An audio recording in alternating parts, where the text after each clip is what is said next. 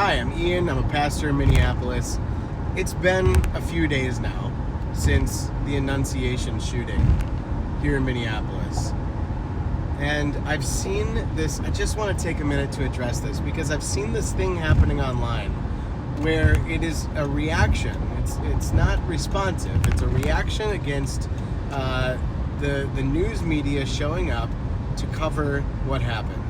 And when the news media showed up to cover what happened, they interviewed children. And the reaction that I'm seeing in some places online is, it goes something like this.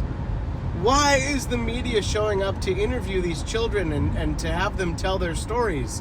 It's deeply uncomfortable. Why are we making them relive this experience? Yada, yada, yada. You maybe have seen it too. I have two predominant points that I'd like to make on this. The first one is this. There is very little that I can imagine that makes children, people in general, but children in particular, feel more hopeless and helpless and powerless and like they have very little agency in their lives as violence being done to them, okay? And so the first point I want to make is that I think that having children be able to give voice to their own experiences immediately, to tell their story and to be taken seriously by adults in their culture, in their society, is a gift that we can give them. To say your voice matters, your experience is real, we love you, we care for you. That's the first thing. The second thing, and maybe the most important thing, knowing generally who sort of my audience is on the internet, is this. If a child telling their story of being involved in a school shooting, if them telling the story of the sound of bullets whizzing by their faces, of glass shattering, of their 10-year-old friend laying on them so that bullets don't strike their bodies, bullets from guns that were intended for them don't hit them. If that makes us feel uncomfortable, good, man. It should. It should make us deeply uncomfortable. There is nothing comfortable or normal about that. So, like, as a pastor, I'm all about prayer in all of its forms.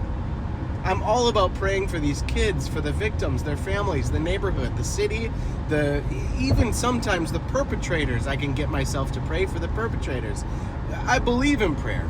And as a pastor, I'm all about good thought, thinking right, getting our heads on straight. I think that in situations like this, we ought to pray and we ought to have this abnormal, awful violence occupy our thoughts for days and nights and days and nights. And then, with clarity after praying and having good and then better thoughts of asking questions and then asking better questions, you know what I else think should happen? We should get off our asses and do something to change something. I mean, there is a lot to say about this thoughts and prayers argument that now all of a sudden the evangelical religious American right is feeling all victimized about because they gotta have something, right? It's infuriating. But I often agree that faith without works is dead. And so I think if we're gonna keep thoughts, thinking, and prayers in this sort of abstract sense, then we're actually missing the point. Like, as a pastor, this is what I want to say. That, like, following Jesus, of listening to him, of seeing, of learning about him, reading in the Bible about who he was, what he did, what he taught, we should do that. We should absolutely do that. But when we do that, we have to realize that Jesus wasn't praying in the abstract. What Jesus was doing was standing with the marginalized in the margins. He was all about protecting the children, centering young people, about like looking at the people and the structures, we're looking at structures in societies and saying, oh, the people who are underneath the powerful are the ones that need our presence and our help. It's like the main thing. That's like what it is to be a Jesus follower. That's like the thing of Christianity. It just is. And so here's my thought and prayer as a pastor, that anytime a child comes to you, whether directly to you or in the pretend internet land that we are in right now, if they come to you and something traumatic has happened to them, or something just meaningful has happened to them, if they're having feelings that they need to communicate with their words, not with their actions, let the children come. Let the children come.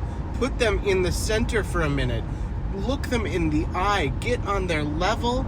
Listen well, so that they know. Listen them to life, so that they know that they matter, so that they know you actually care about them, that their experience matters deeply and profoundly. Let the children come. Oh my God.